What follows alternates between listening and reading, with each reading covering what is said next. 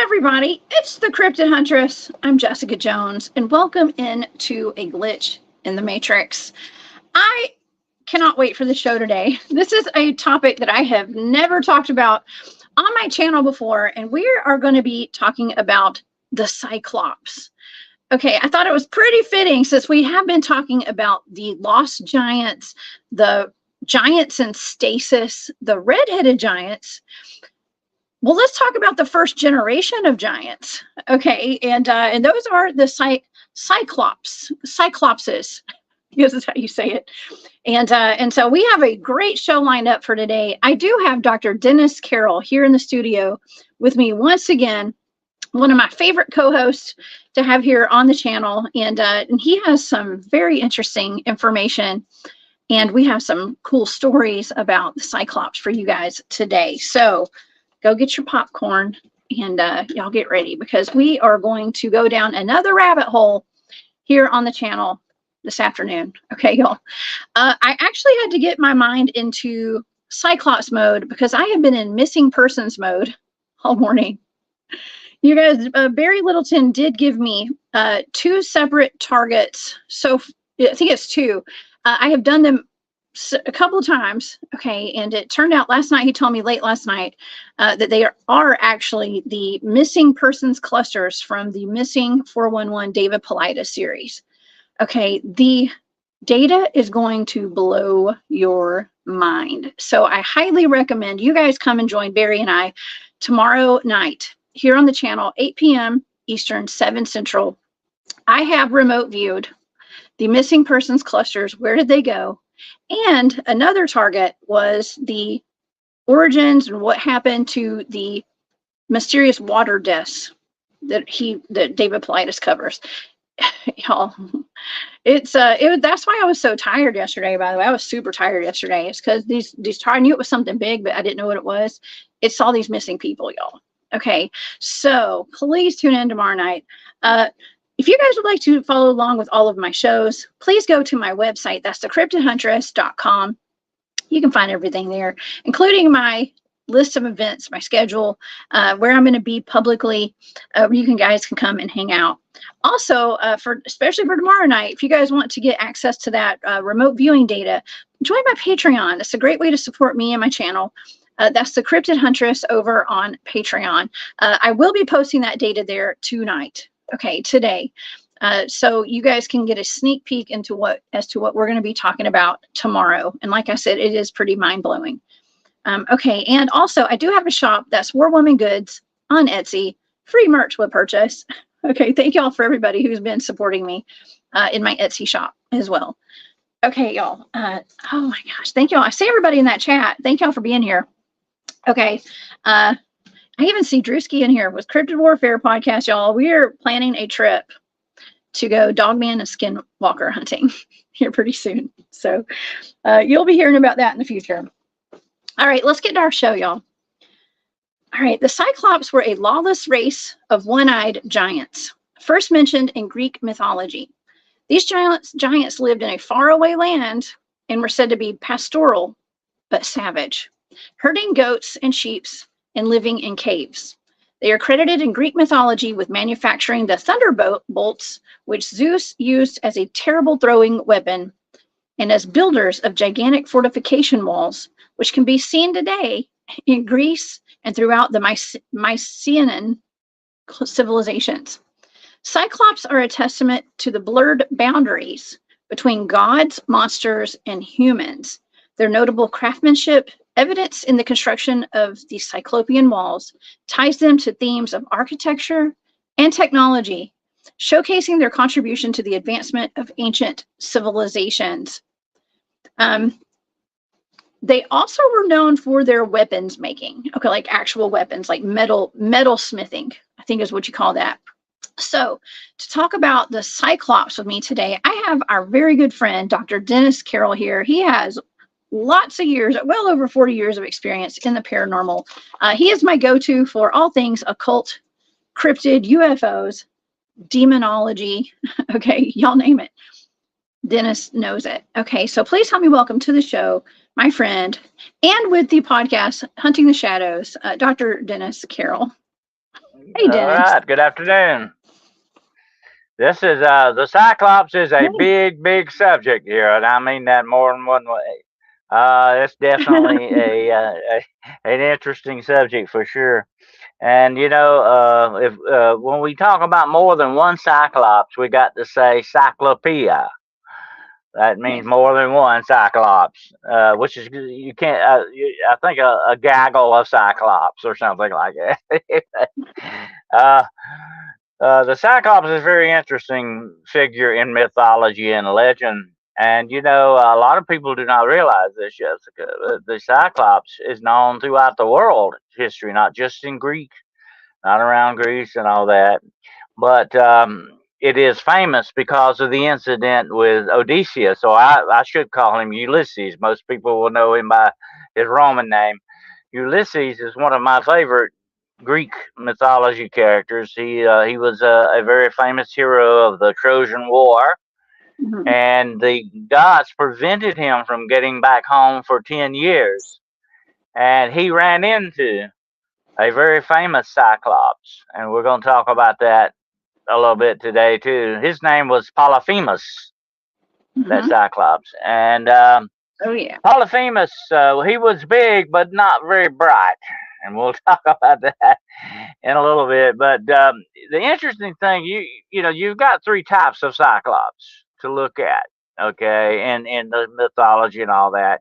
You've got the blacksmith Cyclops. There were three brothers who were, and you know, you're talking about that blurry line between gods and men and monsters. They were three brothers, and they actually were blacksmiths, and they forged Zeus's thunderbolts. Okay, and they were the premier best blacksmiths in the universe. Okay, they could do it, and if you can forge a thunderbolt, you definitely know what you're doing. And they were wiped out, though, by Apollo. And I won't get into that. This is a story for another time. But Apollo, the god Apollo, killed those three brothers because it was Zeus who killed Apollo's son with a thunderbolt. And so he blamed. So instead of blaming Zeus, he blamed the three Cyclops brothers, and he took care of them. But that's an interesting thing. And then you got the Cyclops of Ulysses, the sheep and goat herders, and they were supposedly on an island off of Sicily, the island of Sicily in Italy. And then you've got the other kind of Cyclops, which is the one you were talking about, the Cyclopean walls. They were wall builders, sort of like foundational wall builders and stuff. And if you look at the architecture of the Cyclopean architecture, it is very strange. It's very disjointed, but yet it fits together perfectly. And I said, if you kind of look at it that way, it would be something like you would think a one-eyed person would put together. That's the way it always kind of looked like that to me. But that kind of architecture, and if you look at it, look at those pictures there. It has withstood the test of time very well, more so than some walls. Back in the ancient times, there were like the Colosseum that was made in Rome and all that. They even used a special kind of cement and all that stuff. They built things long ago to last forever. And that's what you definitely see there. Take a look at that archway in that picture, Jessica. Oh yeah. Look at that long stone across the very top of that gun. My gosh, that took power to put that in place. I think it took giants. Okay, I Uh-huh. really do. And so when I did that remote viewing target of who built the pyramid, the Great Pyramid of Giza, Yeah. I was seeing giant humans. Okay, in Uh-huh. addition to extraterrestrials or UFOs and all sorts of weird stuff was in that target, but I was seeing giants, and it makes you wonder, like, okay, is this a mythology? Is this real mythology, or did these beings actually exist? And did they actually build these walls? I think they really existed, Dennis. Oh yeah, I believe without doubt there is evidence points to a race of giants that once inhabited this world. And let me say this about that. And it's very interesting to note that giants may not have cooperated that much with mankind, but may have been subjected by mankind. In other words, maybe enslaved or put to use that way, and were used to pick up these big blocks and stuff like that. That would be a very useful way, if you think about it, to utilize a giant. Um, and you know, when you look at the giant situation, not just the Cyclops, but your regular giants as well as the other kind, they were definitely monstrous looking things, and they acted like monsters. More so than maybe looking like monsters, they acted like monsters because they were cannibals. They would eat people. If they didn't kill you by stepping on you, they would kill you by eating you, or probably both. They were just bad dudes to have around. But if you could subject something like that to your will, enslave it to get it to do what you want, that would be a lot of power on hand. And you know, you see a little hint of that in Tolkien's Lord of the Rings when there were giant trolls that opened the gates of Mordor. Remember that? Yes. You could utilize, and they used them in war supposedly too. And there are stories of ancient battles that giants participated in. Um, but now the Cyclops sometimes is also classified as a troll or an ogre type thing. That's another part of their history. You remember that movie I might have told you about here a while back that I watched called The Troll Hunter? And I would tell people out there in your audience if they want to watch a good movie. It was a very good movie, The Troll Hunter. It is a Swedish movie or Norwegian movie, but it has English subtitles. But in one of the trolls in there was a Cyclops, by the way. So they kind of get classified with trolls in that extent. But all of these are giants that we're talking about, you know, in that respect. So really what you're looking at is one race of beings, whatever they may appear as with two or one eye or with a horn or whatever the situation, they're still giants They are, in that and respect. I find it super interesting that there's so many different types of Cyclops, or I forgot what you said the plural was, but there's so many different types, and some of them they look human, they look very human. And by the way, thank you, Candy, for that super sticker. I appreciate that. A lot of them look human, but with one eye in the middle of their head, just like this nice looking fella right here. Yeah. You know, it's just kind of like a normal, almost like a Shrek, you know, like Shrek from that cartoon. But then we have other ones that, I mean, they're kind of, that one looks, I mean, that's just a painting, of course, of it's supposed to be a small one. That one doesn't look too scary, but it's kind of scary. I take that back. Okay. But then we have some of them have horns on their head, Dennis. And so those would be the troll type, I assume. And it just seems as though these things kind of, I want to say, ruled the world. I mean, they were just a part of the world. I mean, I see these beings on old world maps. Okay. Oh yeah. Right alongside the unicorns, the dog-headed men, and all the other weird beings that lived back then. They weren't good back then. It's like I was telling somebody the other day. I'll give you a little factoid here. The word dinosaur was invented in 1841. The word dinosaur was invented in 1841. What did people call those things before the word dinosaur? We call them dragons. Dragons, yeah. And you see that all over the world, just like you see this about the giants and stuff like that. But it's been speculated that the Cyclops could possibly be a mutant giant because it has that one eye, and it's forward. It could be a mutant of part of a race of giants in that respect. Now, what you see there is sort of a more stylization of a troll kind of a Cyclops. That's what the troll Cyclops kind of. It's got the horn. There are a set of stories that say that some of those were captured by Romans and put in the Colosseum to fight gladiators. I would love to have seen that. I would pay to see that for sure. That sounds like well, it's also bread and circuses were way more fun back then, I think. Okay, so you can't blame the people for wanting to go see that. I'm just saying. Well, they were real big on they were really big on putting wild animals in the arena, having women gladiators. There were women gladiators too, by the way. Not just men. Oh, yeah. And sometimes the women would fight the men, or the women would fight the women, and sometimes they would fight wild animals. And supposedly one of these things, they would bring in like bull elephants and fight them, and they would bring in a Cyclops every once in a while that they found, supposedly. And here's an interesting thing about that. The Cyclops, like according to the Greek legend with Ulysses, were inhabitants of Italy. Okay, and that's where Rome is. So it kind of makes you wonder about that. Yeah. Ooh, I wonder if the Vatican or if the Smithsonian has some Cyclopean skulls hidden down there with the rest of the giants. What do you think, Dennis?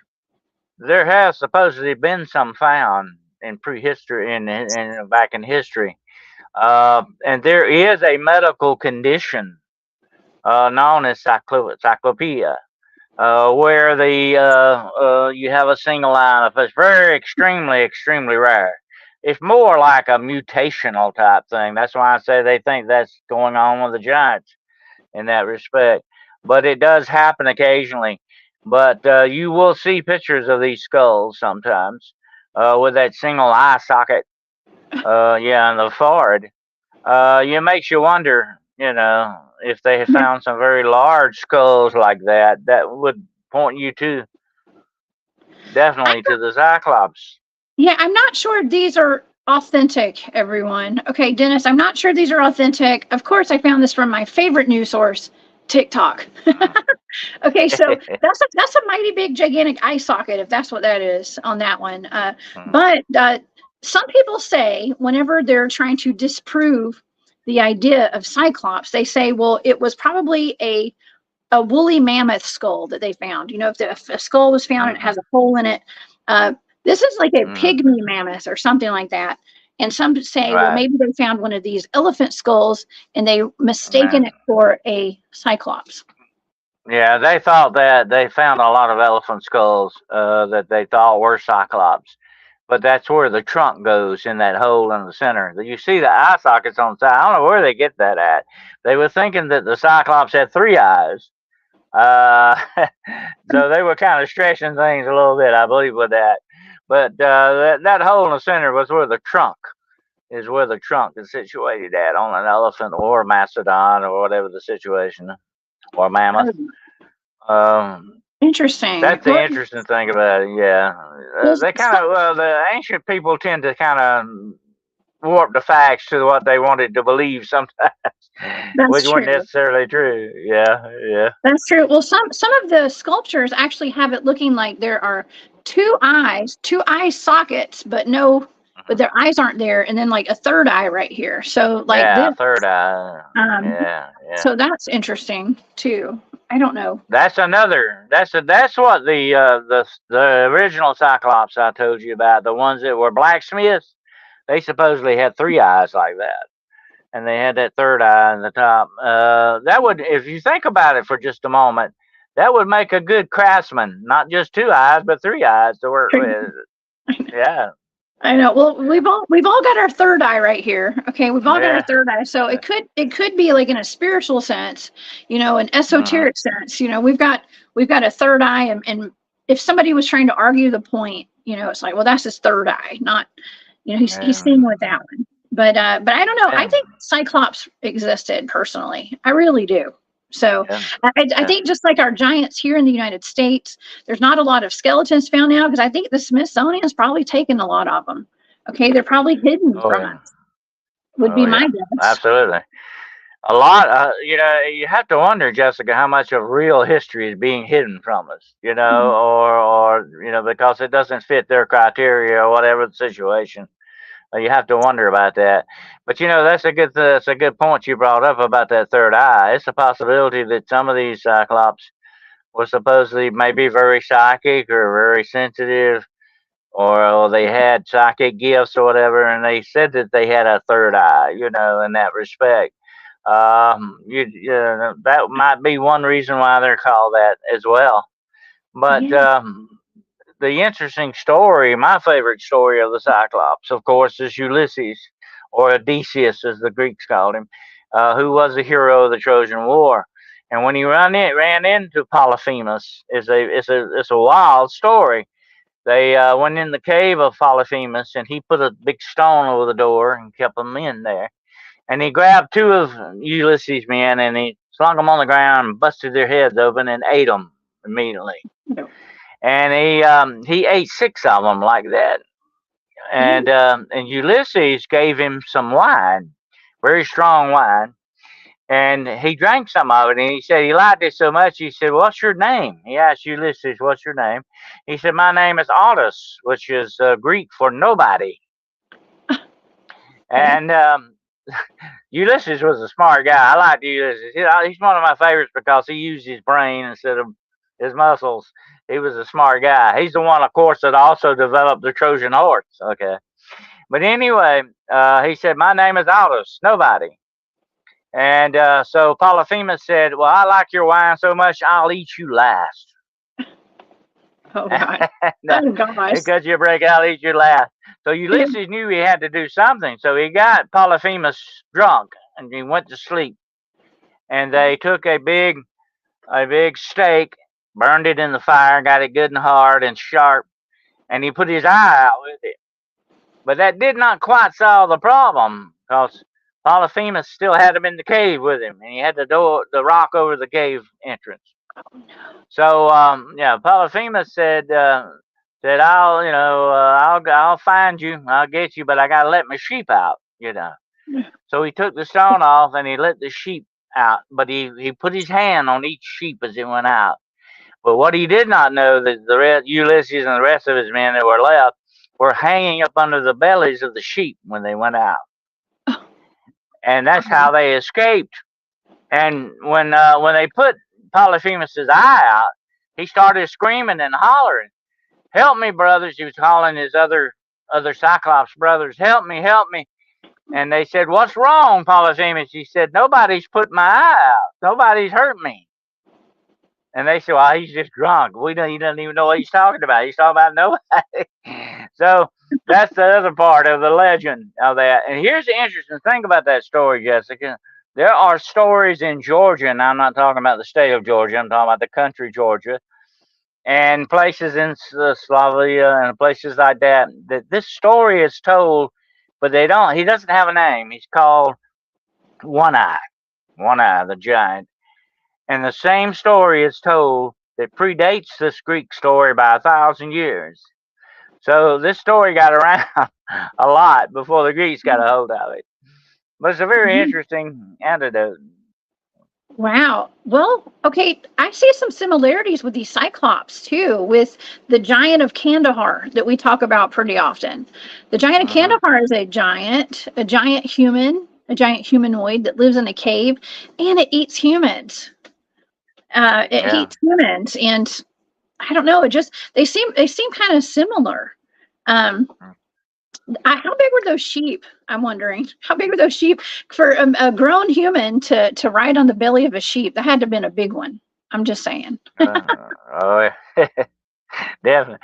I'd want to be one of the big guys if I back in that time. I could, do what I wanted to then, for sure. But I'll tell you what, the interesting thing about giants is they were considered monsters, not just because they were great and big things, but because of the way they acted, they were cannibals. They eat people.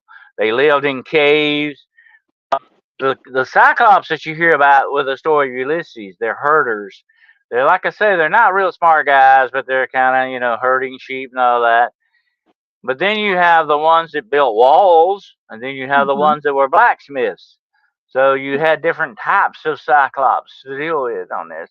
But it seemed like that as man progressed from ancient times into more modern times, he took the Cyclops with him and made him smarter, kind of, because he's the one that made the walls and all that. So I have to wonder if maybe they did not enslave some of these guys to get them to do some of the stuff that they did. But I think giants have always been with us, even to this day. We still have once in a while in the DNA.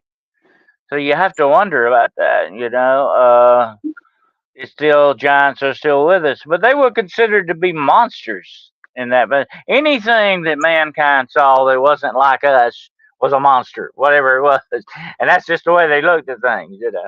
Yeah, well, my question was, when we were looking into who built the pyramids, okay, the Great Pyramid of Giza, that one.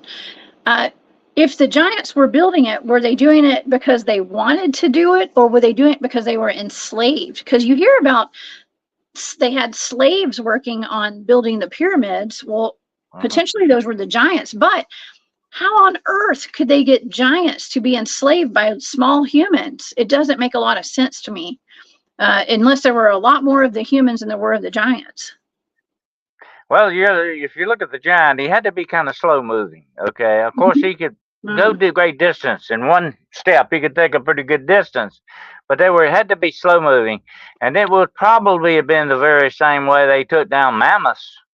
It was a crowd thing that went on. It wasn't just a single, maybe 2 or 3 hunters. A whole group of men could take down something like that and subdue it without a doubt. Put chains on it. You got it. I don't think it'd be that far fetched that they couldn't enslave these things. But I don't think you would go after a single giant and not a whole group of them. That would be a bad idea. So I think that would have been the way they would have went about it. But let me say this: back in the ancient days, when everybody was enslaving everybody had somebody as a slave at one time or another. That was just part of the world. You used slave power on stuff. You had slaves to row your boats and all these other things. If there had been giants, without a doubt, they would have utilized them some way or another. That was just too much of a great opportunity to pass up. So I can see them doing that. Absolutely. Oh, yeah, for sure. Okay, Tyrone has a question. My question is, if all giants are abominations, man-eaters, why were they allowed to walk the earth, to have their own epoch in time? And that's a good question, because we hear about the giants of Lovelock Cave, and how the Native Americans would fight them because they were eating their people and stuff. And they did eventually lock them in a cave and burn them, okay, at some point. But how many times has that happened all over the world, and for how many centuries, that we're not told about? Well, like I said, that's one of those things that is worldwide and is taboo, is that you do not eat somebody else. You don't eat humans. That's a big thing. That was always in every culture in that respect. And the giants kind of violated that precept. So I think that's one reason why they absolutely call them monsters in that respect. But I think the giants were a power to be reckoned with when they were in a group. Separate, you could go after them definitely, or maybe even a small family you might could go after. But I don't know if they realized that they had more power and safety in numbers in that respect. But I think that might have been something to do with it as well. If you could catch individual giants, you might could do something. But it sounds to me like even with the Native Americans and in other places of the world, that mankind was always at war, or there was always at odds with the giant race that existed. Oh, yeah. Yeah. Hero says slow moving. I think they're just look at how fast the Sasquatch moves. That's a good point too, because that Sasquatch do move pretty quickly. But I don't know. You think when I think of a giant like a Cyclops, I think of something being kind of frumpy. I guess that's the word, frumpy. But that's probably not how they all were though. Especially if we look at these pictures, these representations, they look pretty fit. Okay, some of them do look pretty fit, and they could cover. Look at those legs, man. They could cover that. That would cover a whole community when they took a step. Yeah. So, probably depends. Probably depends. But yeah. Well, I tell you, the thing about giants, they're just so bigger than life. If you run up against something like that, now, I know they were slow moving, but yet they could be deadly. I mean, something like that can step on you and never know it. In that respect. The interesting thing about giants, if you had a race of giants like that in the world, you were also competing for food with them. I mean, I don't think they went around just eating everybody all the time. I don't think there were that many people around to eat, but they were also consuming other things too. So they were very voracious eaters, because the bigger you are, the what? More food you require. That's just the way that goes. So man had to think about beginning to eliminate this problem, the source of the problem, especially when it came to hunting lands and all that other stuff, to share with the giants. So I can see where that went downhill very fast. Definitely, that had to be some type of a warfare that went on. And of course, in war, you do take slaves as well. Yeah, you do.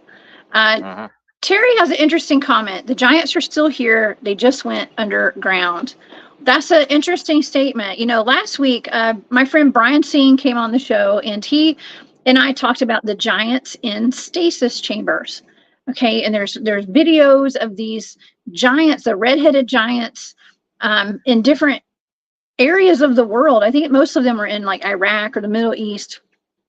But they're in, and if it's true, which I think it could be. Okay. Well, there is an attribute, Jessica, of the giants that we need to look at. Supposedly, in most stories of giants, they can do what? Hibernate, like bears. Makes you wonder if maybe in some of those subterranean places there might not be some still sleeping or waiting to awaken again one day. It makes you wonder. If somebody were after me to destroy me, I would definitely go underground. That would be the perfect hiding place, perfect place to go. You could defend that area, and maybe even kind of disappear that way. That makes sense when you think about it. If I were a giant, I would definitely be looking at some big caves to get in, without a doubt. But they're supposedly hibernated, and there's supposed to be some sleeping to this day that will awaken one day and walk the earth again. Oh my gosh. Well, that's where all the mega rich people are going, is underground right now. Or they say with all the bunkers and stuff, but there's like a whole other world underground though, Dennis. I mean, especially if the hollow earth theory is correct. And when people tune in tomorrow night, like I said, I remote viewed where the missing people are going with the David Paulides missing 411 research that he did. And I got to say, it may have links to the underground. Okay. And it's going to blow y'all's mind. Okay.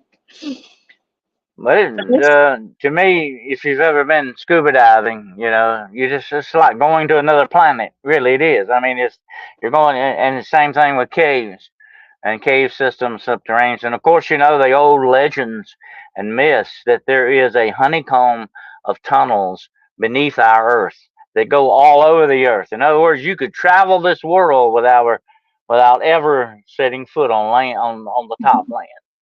You could travel underneath in the tunnels. Oh my gosh. Wild to think about. I know. Well, that's kind of where people's mindset is. A lot of researchers think, well, that's where Bigfoots go when they're not in public. Not that they're in public, but when they're not being able to be seen, and they seem to disappear potentially like during the day, and they're out more at night. Sometimes it's like, where do they go? Where do they sleep? And a lot of people think that they go into the cave systems. And I have researched at least one cave. Okay, one cave. And someone in the chat, I put the comment up a while ago. They were saying that, I can't remember who it was. I'm so sorry.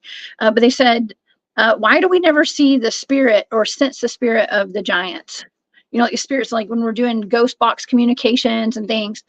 That's an interesting comment, because when I was at that cave in Tennessee, we did have an SLS camera, which is the kind of camera that picks up, I think it's called kinetic movement, and kind of like your Nintendo Wii thing or the Wii systems.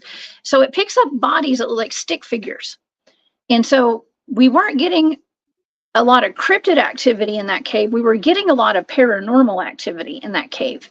And at some point, we were communicating with something that was in there that came crawling out of the cave, and it was a giant stick figure, and it had two tiny little stick figures with it. It was way bigger than a human. It was a giant. Now, could that have been a Sasquatch? Maybe. Or could it have been just a giant human at some point?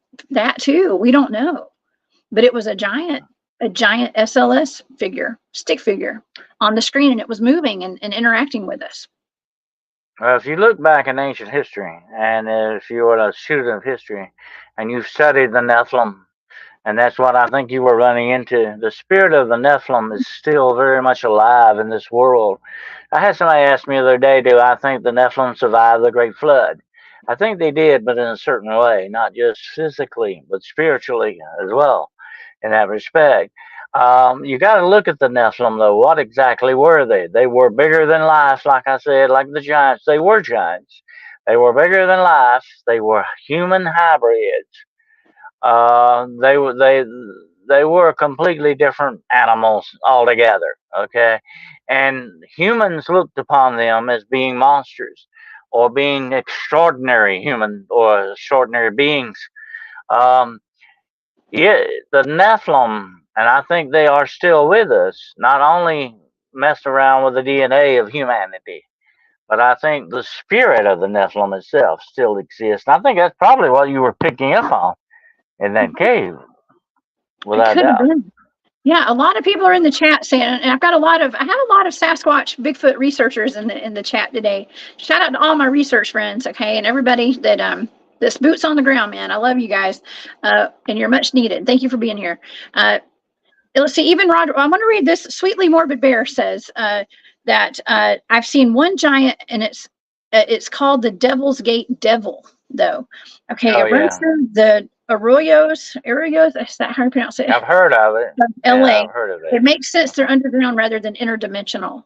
Okay, wow, Dennis, you and I actually talked about the Lost Lizard People City underneath LA a while back, but they have a lot of underground tunnels, and a lot of times you hear about these underground caves and caverns being used for nefarious purposes. Okay, and that includes cryptid activity, I suppose. Well, I tell you, to me, that's a perfect area to go. Look at all the legends and folklore that point us to the underground. Where is hell supposed to be? Underground, or the place of the dead, or whatever name you want to give it. That's where it's supposed to be, underneath, in the tunnels underneath.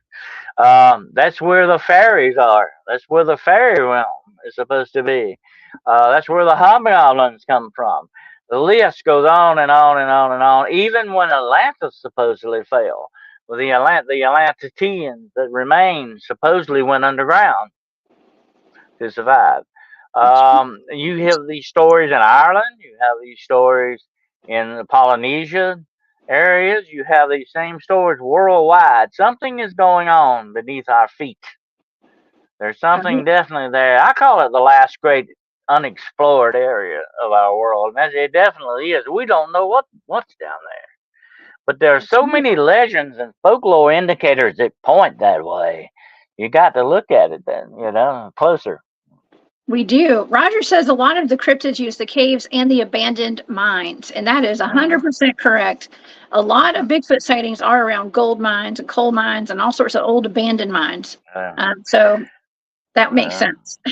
There are a lot of stories of people who went into the mines, coal mines, silver mines, whatever they were mining, copper mines, that had strange encounters with things underneath there. Of course, you've heard of the very famous Tommy knockers. That's one legend. That you would hear these sounds, knocking on the cave walls. That's where they get their name, Tommy knockers. You had all kinds of weird stuff. I have actually seen footage of people picking up eyes glowing in the dark down there that shouldn't be there. And I'm not talking about bats or anything like that. These were big, very large eyes.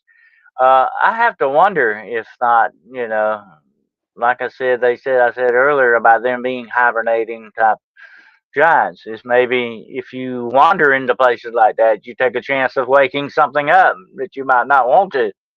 That's true. And I mentioned earlier, I joke around all the time about TikTok being a trusted news source, okay, because it's not. Yeah. But they do have some interesting videos on there, okay? And so I indulge occasionally in some TikTok videos and go down the rabbit hole there. And there's one video, and I could not find it. I was trying to find it before the show today, but I remember seeing it. I'm really big into the mud fossils, okay, and Mud Fossil University on YouTube. I'm going to get that fella to come on our show one day, okay? And Yeah. if he will, but there's a video of some people going into a cave, and it looks like a mud fossil Cyclops. Okay, it looks like a giant Cyclops mud fossil. I can't say it. Mud fossil. Yeah. Okay, and so I think that, okay, well, mud fossils is a whole other rabbit hole. Okay, it is. But it kind of goes with this comment that Tyrone has put out today. Have y'all seen the pictures of the Himalayan mines? They look like giant fat. Wow. Yeah. It's interesting. Have you heard this, Dennis, that potentially some of the Himalayan salt mines are the fat of titans and giants? Well, that's like, here's another interesting thing about that, Jessica. Some of these, and here, this is really strange. This is a mystery of the world, too. Some of these tunnel cave systems look like they are man-made and not natural. Where's that? How does that get that way? I mean, who is making the tunnels? That's strange, too. And supposedly, if you talk to engineers, there has never been any kind of a technology until modern times that could cut tunnels like this. Or at least we're told that. We're told that. I don't believe history anymore. I don't believe what's written, not a lot of it, because we're discovering that history is not what we've been taught at all. Civilizations are older than we've been taught. I mean, just look at the fact that there were ancient Egyptian settlements all over the United States at some point and stuff. I don't know. Old world spares. It's a whole other rabbit hole. We could go down a million rabbit holes with all this stuff. But that's why we never run out of topics, right? Right, Dennis? We never run out of topics to talk about. Oh, yeah. Well, there's always a lot of interconnecting rabbit holes with this stuff. Absolutely. But to me, one of the most interesting things about giants and stuff like that is that they're not naturally occurring in nature now, but maybe once upon a time in this world, there have been reports of giant snakes, giant spiders, and I'm not talking about the dinosaurs now. Okay, I'm talking about these other things in nature. You have the giant sloths. We know these things existed at one time. There were even penguins that were 6 foot tall. Okay, I mean, this is mind blowing stuff. So you have a propensity to have gigantic stuff in this world. Besides giants, human looking giants. You had other kind of giant. Well, you like to run into a giant spider like that or something? I mean, you got a problem. But you know what? You've got these stories all over the world, time after time, in every culture. People saw these things. That's the only conclusion I can draw. I can draw on that. People at one time or another saw these things, or interacted, or encountered them somehow or another. To have it occur so many times is amazing. Oh yeah, we have a question in the chat today, and Luana is asking, "Hey Luana, what do you think about the story of the giants that were supposed to be chained up until the end of time in Revelations in the Bible? They get loosened after the Euphrates River dries up." They are not really giants. They are supposedly fallen angels that are chained underneath the river Euphrates. There are four of them, one for each direction, north, south, east, and west. They will be released to destroy a certain amount of the world. But according to everything you go back into in legend and history and myth and folklore, all these celestial beings are always described one way, Jessica: bigger than life, gigantic looking people. Whether it's the Annunaki, whether it's the Zeus, whether it's Odin, whatever cast of the gods you want to talk about, they're always described as what? Giants. Even the fallen angels were supposedly gigantic beings in their true form. Wow. Well, that answers that. I love that. Yeah, okay, so there's a lot of Native American legends of the giants too. Now, I have not heard any legends of Cyclopean, that's what I'm going to call it, Cyclopean giants here in the United States. Now, Dennis, is that something you've ever heard of having any Cyclops type giants here? There were, I think, a mention of, I don't know if it was the Hopi, I can't remember exactly who it was. There were a mention of giants supposedly that had like one eye. Now, whether that was one eye on the side or in the forehead, I don't remember exactly how that went. But the Hopi also talked about the ant people, that they were dwellers under the ground. They had a problem with the giants. Like I said, it was probably a food thing going on with them. That's why they drove so many of those supposedly into the Lovelock caves and killed them. And guess what? They were all described as having what? Red hair. I don't know why that red hair keeps popping back up. I think that's a genetic marker of some sort that they have this red hair thing going on. You know, I had red hair when I was a baby, but it's not red anymore. So I come from a family of redheads, actually. So that's my cousins are all redheaded, my grandparents are redheaded, and so I don't know what that means. I am no giant that I know. Well, I'm actually according to folklore, redheaded people were either vampires or witches or something like that. They were, looked upon as being sort of odd, definitely. It is. We do know that red hair is a genetic marker for human beings, just like blue eyes. There's like, I don't know what color eyes you have, but the blue eyes people are extraordinary in the fact that they supposedly come from one single DNA precursor. So I don't know. That's strange. Well, Brown Dwarf, thank you for posting that link. So if you guys are interested in the mud fossils, this is the YouTube channel to go to. It's Mud Fossil University. So thank you so much, Brown Dwarf. I appreciate that. Y'all go click that link. It's in the live chat right now. And so go check it out. It's a whole rabbit hole, y'all. It's a big rabbit hole to go down. And it does consist of potential sleeping giants and titans and things like that. There's also, we've done shows about this before, where it looks like the rocks were alive at some point. Okay, like large animals, like we're talking about now, giant humans. Some of the caves, my friend Jot Doubleday, y'all, Jot Doubleday, Dennis. I recorded a show with him yesterday. Love him to death. He talks about who terraformed Terra.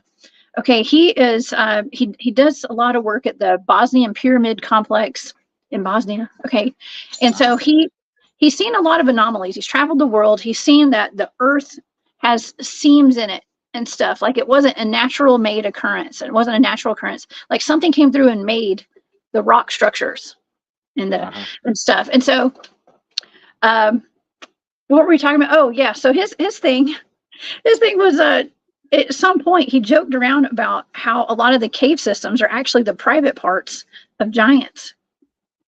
I know that's not just a rabbit hole. I'm not making a joke about that, but seriously, I mean, it looks like women's body parts. I'm just saying, some of these cave entrances. Yeah. Well, there's always been a legend about that, the cave systems under the world, the whole world is honeycombed with these, and they're inner lives. It's like a network of tunnels and caves that you could travel the world and never come above ground with it. Would not surprise me if that were not true. Maybe the way the world itself formed in certain aspects, you know. But anyway, Marco, I'm not telling you if that's you don't know. Okay, you're gonna have to figure it out. Okay. Sorry, yeah, Dennis. Sorry, Dennis. yeah. But you know, I met a giant once. The guy, he was I think he was around almost he was over 8 foot tall, and he had that disease, giantism disease, you know, and Mhm. he was actually slowly dying because his body was out, you know, outgrowing his heart. He was a real nice fella. I'm 6'4", and I just come up a little bit above his belly button. That's how tall this guy was. And when you get into the reason I'm telling this is that when you meet somebody like that, and they are so much what I can only say bigger than life, it can be very intimidating. You know, you got to look at the psychological aspect of that. Yeah. Something that okay, take something 10 or 12 foot tall. Uh, my gosh, you know what they could do to you if they wanted to. That has to be very frightening when you think about it. Very intimidating. Yeah. Very much of a threat. No matter if they're friendly or not, they're not. You know, it's not going to feel that way to you. Definitely. That's right. Well, you know, you're talking about running into or knowing a giant or meeting one. Okay, I actually, this is a true story. I literally ran into Shaquille O'Neal with my body, like ran into him one day. And I wasn't paying attention. This was, I was working in downtown Atlanta, and I would walk back and forth from my office up to like the food court up on Peachtree Street somewhere. And I had gone to get some lunch, and I was walking back to my office, and I was on my cell phone looking down, of course. And I was passing by one of the hotels in Atlanta, and I just hit a brick wall. I just literally ran into. I thought I'd hit a wall. I knew it was a person, but I kind of bounced off of this person, and I looked up, and it was Shaquille O'Neal. It was literally Shaquille Oh, O'Neal. And I said oh, something. I said an expletive, and I was like, "Oh, Shaq." I was like, "It's Shaq," and he was like, "Ma'am, I'm so sorry," because he thought he had walked out in front of me, but I had really run into him, and we had a brief moment. Okay, and it was me and Shaquille O'Neal, and I remember his hands being bigger than my whole head. And I mean, oh just yeah. his fingers were like the biggest fingers I'd ever seen in my entire life. My head literally hit his belly button. I mean, he's really big. He's really tall. Mhm. And so that was my one time I've met a real Yeah. giant. Okay. So that was really cool. So I understand. He wasn't But not as big as that guy you met though.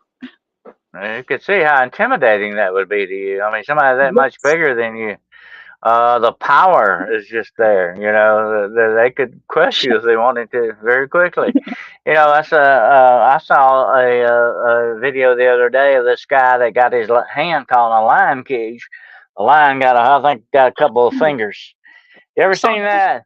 And that guy's like trying to pull his hand out.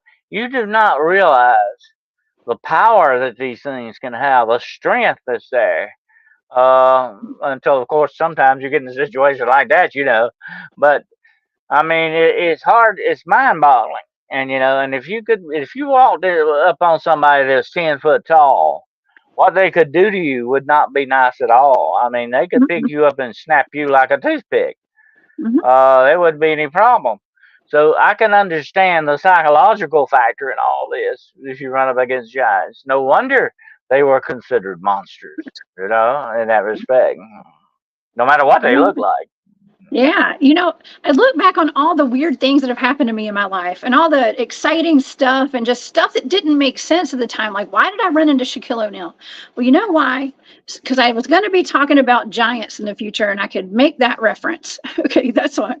Like, I just have these realizations sometimes. I'm like, you know what? I don't know why these things happen to me, but now I'm talking about it. 20 years later, I'm over here on Mm. my live show talking about when I hit Shaquille O'Neal and ran into him that day by accident. So, and I was walking. It was not a car. It was me walking. Okay, I saw somebody leave a comment. But yeah, there was. It's really interesting how this works. It's very Mm. interesting. Dennis. Everything has a reason, Yeah. I guess. Well, But it's like that old saying, we are the sum of our experiences, and that is true. You do have some interesting experiences, like that guy I met that was almost, I think he was almost, well, slightly over 8 foot or something like that. But he was not one of the tallest giants on record. I mean, when you think about it, I think one of the tallest on record, of course, was Goliath. Supposedly, Goliath stood like almost 9 feet tall, and he had bigger brothers than him. You see this reoccurring theme throughout the history of mankind: giants, giants, giants. Whether they were eating people or not, they had this psychological thing going on with giants. And like I say, bigger than life, very intimidating. I can see where they're coming from with that. Oh yeah, yes. Okay, so I wanted to kind of backtrack on the comments. I'm scrolling up through the comments, and I know I've missed a bunch of them, y'all. But okay. So Terry says, back in the '60s, I read that a group discovered a vast cave in Turkey. Deep in, they found an underground village with huts and sheep and goats' pens. They were attacked by large hairy beings. See, we don't know what's going on underground. We really don't. I mean, there are communities down there potentially. Communities. It's a whole other world, I guess. So I take Sasquatch, Jessica, for instance. Look at the many connections with him and cave systems. There's something going on there with that. But like I said, if that's the perfect place to hide and get out of the way, if I were gonna, get away from mankind, that's exactly where I would head. It's a perfect hiding place when you think about it. But I was thinking about the very strange incident of Esau in the Bible, who was born with red hair all over his body, and that's what the name Esau means, red hair, by the way. Oh, really? Yeah, and what kind of a genetic thing is going on with that? Absolutely, somehow or another, back in our past, our DNA got screwed around with. Okay, bad, and I think it was by design, a sort of nefarious design. But I think the giants are definitely a big part, and I'm not using it as a pun, but they are a big part of this. Okay, and I think that they are part of our history, and people that poo-poo that and say, that's just ridiculous and all that. There are no such things as giants. I think they're running from the real truth of the matter. I think that this is a part of our history that's been covered up or been put aside or been hidden from us for whatever reasons. And I think we need to realize that this stuff went on, that this was a true thing, that there was a race of giants at one time, and there still may be remnants of these giants that exist, without doubt. Speaking of which, Dan in the chat today, hey Dan, says giants in Solomon Islands right now. And I've actually done so. I remote viewed those. I believe that you're right. But that's a secluded island. Okay, it's like a secluded island place. There are places on this earth where giants could live, and we would never even know it. Oh yeah. Well, I mean, I've even read reports of raptors being seen in Georgia. Okay, where you live. I mean, yeah. I mean, there are isolated pockets all over the world where these things could still exist. It's not that far fetched. It sounds like something out of a sci-fi movie, but it's really, when you think about the odds on it and all that, it's not that far fetched. That includes giants as well.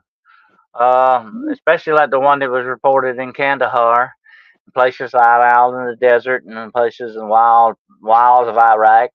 I had a friend who served over there. He was wounded in Iraq, and it is a wild, desolate place that you go to. He actually visited some of the ruins of Babylon and all that are still there. So yeah, you got pockets all over the world like that where these things may exist. I don't believe, and I've said this before concerning dinosaurs and other stuff like that. I don't believe somebody flipped a switch back in history and everything disappeared. I just don't see that happening. I believe that some of this stuff still remains. I think it still remains too, and that's something else. I know I'd mentioned on air the other day to Brown Dwarf. I was like, we got to do another show on those asylums and stuff that popped up with all. They had so many asylums back around the time that a lot of the cities were getting burned down, and they had the old world's fairs and stuff, like right around that time. It's like, why were all these people getting lobotomies? Maybe it was so they'd forget. A whole generation would forget or not be able to pass the oral traditions down as to what the earth was really like, and that was recent in our history, in our grandparents' time, great grandparents' time. There's a lot of ancient knowledge. That's what that word occult means. It means hidden knowledge. Because a lot of knowledge is hidden. A lot of our history that's hidden from us, or maybe not sometimes on purpose. Maybe it just gets put aside, or it's not the mainstream thing, and nobody talks about it. But it's good we got shows like this, so we do bring some of this stuff up, and bring it out in the open, and make more of a mainstream thing about it. But some of this stuff's not being talked about, definitely. Some of it's trying to be forgotten, unfortunately. Yes. Well, it's meant to be forgotten, okay? And they call these lost giants. They don't call them lost giants for nothing, okay? And it's important. There's a reason that there's such a push. There was such a push to find all those bones and to hide them and destroy them, because we're not meant to know these things, right? We're not meant to know them, apparently. So, oops. Oh, yeah. Well, as a scholar, I know the value of knowledge, and it kind of makes me angry when people try to hide things from you. We should all have a purchase of the knowledge in our world, and when people try to hide things from us, luckily there are writers and investigators out there that are helping us out with that, though.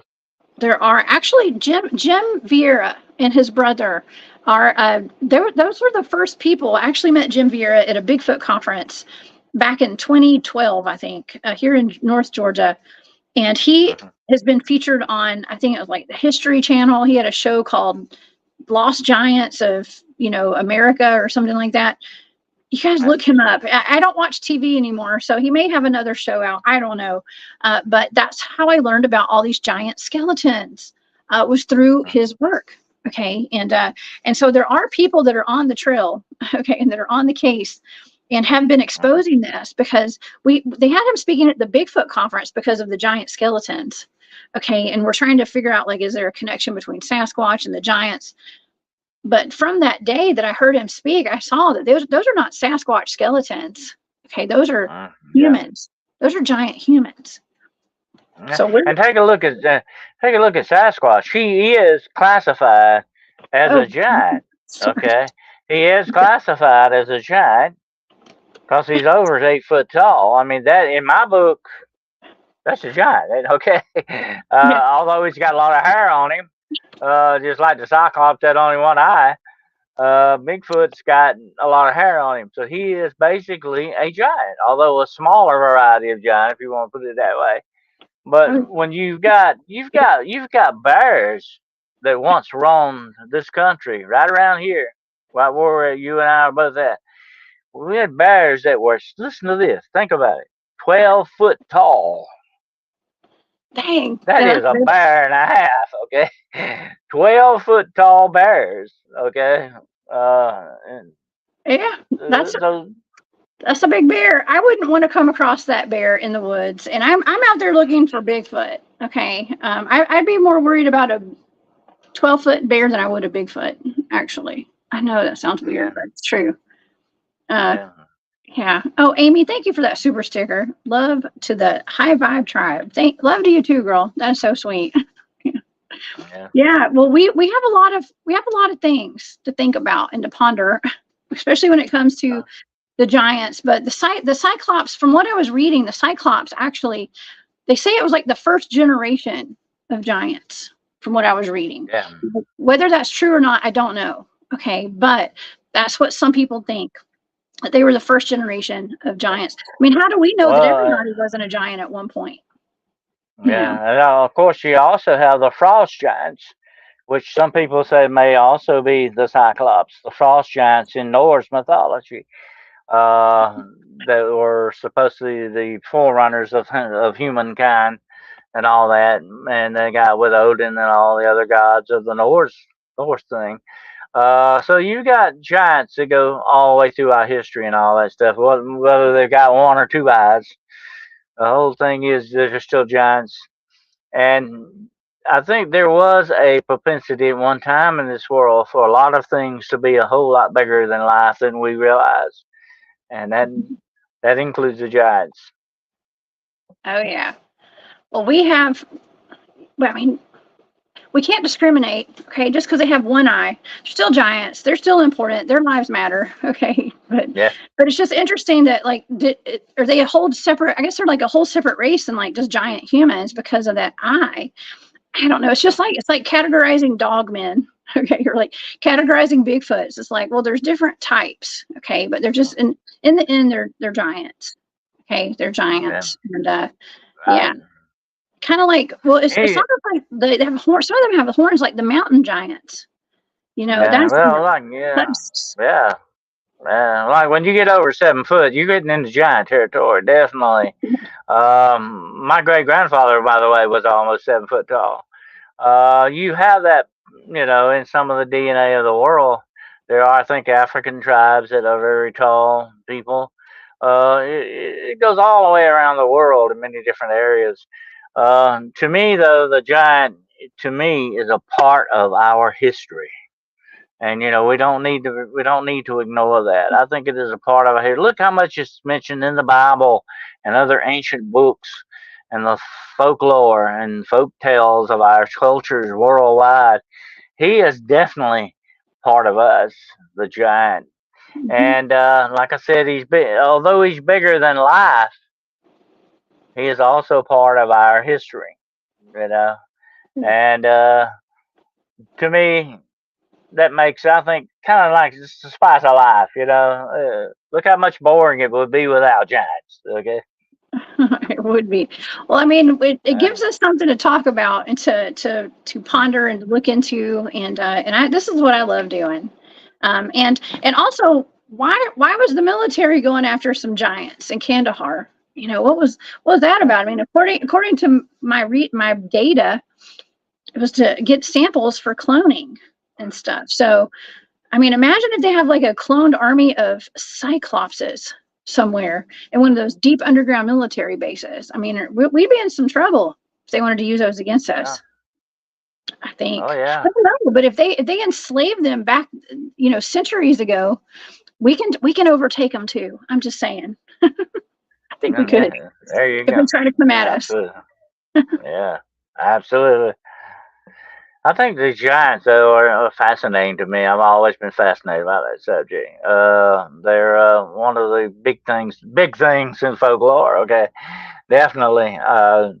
The giants are fascinating, and the rock giants that I think we've talked about this on one of your shows in the past. These rock formations that look like giants sitting there, or that they're petrified looking kind of giants. You got to wonder about that kind of stuff too. There are a lot of legends of rock giants, giants actually made of rock, and those, of course, also are trolls, by the way, supposedly. I think the trolls and the giants are one and the same. They just get called by different names because their attributes are very, very similar to each other. Trolls like to eat people, so do giants. Okay, that's the way that goes. Whether you got one or two eyes, you're still a cannibal, whatever that makes you. But to Yes. me, I think a lot of this stuff is interchangeable. I think people see things from different perspectives and give it different descriptions sometimes. A lot of times, and we've talked about this before, I'm not going to get into that today, but a lot of times people see Dogman when they really may be seeing a werewolf, and Mhm. vice versa. You have that possibility of misconstruing something. And sometimes you may see a mangy looking bear and think it's a dog man. You've got to be very careful what your perspective is on how you look at things. I've seen a lot of photographs of supposed Bigfoot that were bears. Okay, just the way the angle was taken of the photo and all that can mislead you. But if you ever run into a giant, my dear, you'll know him when you run into him. He's I kind of did run into a unmistakable. giant. I ran Yeah, into Shaquille O'Neal literally with my yeah, entire body. Yes, ran right yeah, into him. So That was a really odd occurrence. But I could not believe how gigantic he was in person. I really couldn't. Yeah. I just remember his hands. His hands were the main thing. I just couldn't believe it. The girl in her gone. Thank you, Maureen and Gus, for that super sticker. Y'all are so sweet. I appreciate that very much. Thank you. Okay, so Andrew was asking, do you guys think that they also use this guys in the military industrial complex? What would be their purpose on the environment? I think that's exactly where that Kandahar giant went. Okay, if that's true and that really did happen, our government is always looking for something to weaponize. Giant would be the perfect thing like that. Like, I think they know exactly about a lot of these cryptids that are out there. And you would have to call a giant a cryptid, okay, put it that way. Because it's something very unusual, something out of the normal thing of nature. But to me, I think that's exactly probably where he ended up. Not only for the DNA on him, probably if they didn't kill him, to weaponize him in that respect. Think about if you had a whole army of 8 or 9 foot guys. I mean, you got quite an army. I don't see the government passing up an opportunity to weaponize something like that. That's right. That's right. And Michelle in the chat is asking, do you think the Japanese giant on the old black and white videos on YouTube is a real video? Well, I actually was going to use some of still shots from that for a show, and I was told quite definitely that was AI generated, or it was for a movie. It was for a movie, I think. So it wasn't. It was not real, from what I was told. Yeah. You got to be very, very careful. As Edgar Allan Poe once said, believe nothing that you see and half of what you hear, something like that. You better not believe anything you see hardly anymore because of AI. Okay, they really screwed. And why they take the time, and it's an effort to do that stuff and to put it out, I don't know. I don't know why they could have a better hobby than that. But anyway, it messes a lot of things up for field researchers like us. They want to try to find out these things and understand some of this stuff. They're not helping us at all with playing around with the AI stuff, okay? But that's the way it goes. So we have to be very, very, very, very careful what we look at nowadays, because it may not be very real at all. Yeah. Outside Tesseract says, I don't think they will weaponize Cyclops, because if they lose their one eye, they become useless. I'm going to tell you what, if they caught a Cyclops, Jessica, they would immediately probably cyborg him. They turn him into a cyborg or some sort. Yeah. Oh, then he wouldn't need an eye because he'd be controlled, right? Yeah. I mean, yeah. Wow. Interesting information today. This is really interesting. So your Cyclops would become a cyborg. Oh yeah. I just had a thought in my head, and I'm like, do I say this out loud? I guess I will. Yeah. Okay. So, yeah, somebody, I think it was. They are. I didn't mean to interrupt you, but I was thinking about this while I'm thinking about it. They are actively working on melding technological robotics in with human beings, and making us super people. That's what they're up to. There is a program to do that, without doubt. And I think one of the test areas that they carry this out in is the public sector. That's a perfect testing ground.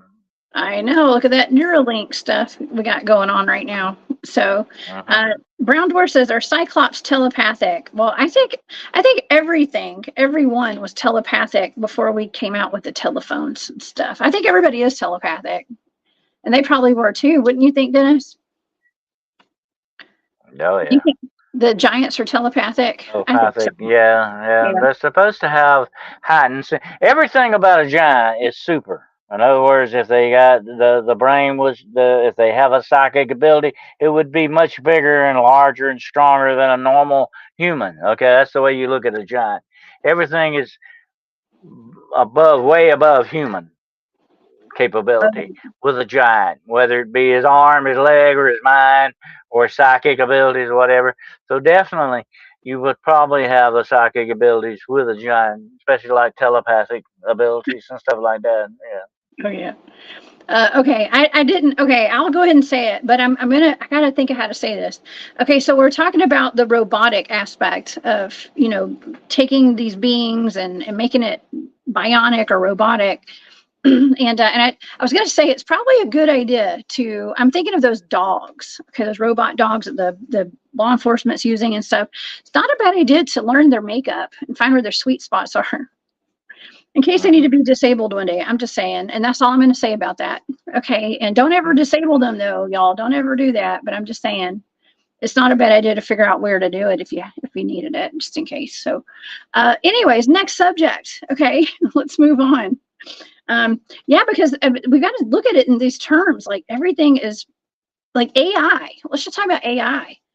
Is kind of taking over, Dennis, and so I don't know. I'm not going to put a brain chip in my brain. Okay, I'm team human all the way. And I would hope that they're not turning these giants into cyborgs. But my God, if they are, we could be in some trouble here. Well, the thing about it, Jessica, if you have that perfect meld between robotics and humanity, well, it takes your humanity away from you. Where's your soul? It has to do something to you that way. When you become more machine than human, there's going to be a problem, a spiritual problem, I think, without a doubt. Oh yeah, yeah. That's why we're here. That's an interesting statement right there. Yeah, I don't know if y'all are with. Who's with me? We're Team Human, right? I think we're all Team Human here on this channel. It's just we've got enough to worry about right now. Okay, I don't want anybody to worry. This is a fun, beautiful world, and there's much to appreciate and to enjoy. Okay, and so let's not sit around worrying about AI. Let's not sit around worrying about these giants. Okay, we're just enjoy life, y'all, and let's all be Team Human together.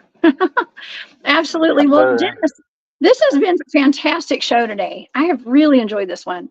I enjoy all of our shows, actually, but this is a great one. And I know you have your own channel where you are going to be doing a fantastic show tonight. Do you want to tell the audience about it? Yeah, on Hunting the Shadows tonight at 9 p.m. Eastern Standard Time on Hunting the Shadows YouTube channel. I'm going to be talking about NHE, non-human entities. Okay, there's some things walking around out there that are not like us, definitely. And then Friday night on Paranormal Point of View at 9 Eastern Standard Time, I'm going to be talking about holy objects and blessed objects on the show. So, and also if you want to get in touch with me, look me up on DennisWCarroll.com. And if you want to Gmail me, that's DennisWCarroll@gmail.com. Awesome. Dennis, you always have fantastic shows. I love watching your seminars and everything that you do over on your channel. And I greatly appreciate you coming here and hanging out with me. My goodness, you blow me away, honestly, with all your knowledge. And so, and if people want to purchase your books, because you are an author as well, can they get them on your website? Or is there a link? Yeah, my book's available on Barnes & Noble and Amazon. Just put in Dennis W. Carroll. It'll take you to the books. Yeah. Okay, fantastic. Oh my gosh, thank you so much for being here, Dennis. And thank you everybody in my chat today, in our chat. Thank you guys so much for being here for the super stickers and Cosmic Joe Chronicles. I saw you become a new member of the channel today, so I wanted to thank you for that. That means the world to me. So thank you. And yeah, if you guys want to become a member of the channel, I do put exclusive content over there. I just put up a new video last night. So y'all become a member of the channel. Just click the join button on my main page on my YouTube channel. Okay, and welcome, Joe. I appreciate you.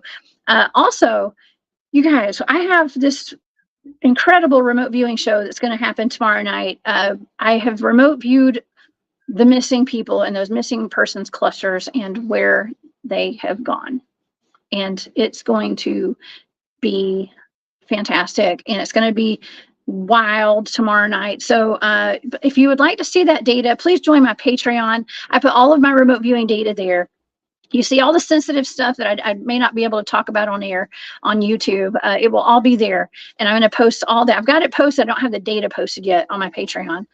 So I'm going to post that this evening. Okay. So I want to thank everybody who's a member of my Patreon, all of my channel members, my moderators, everybody. Okay.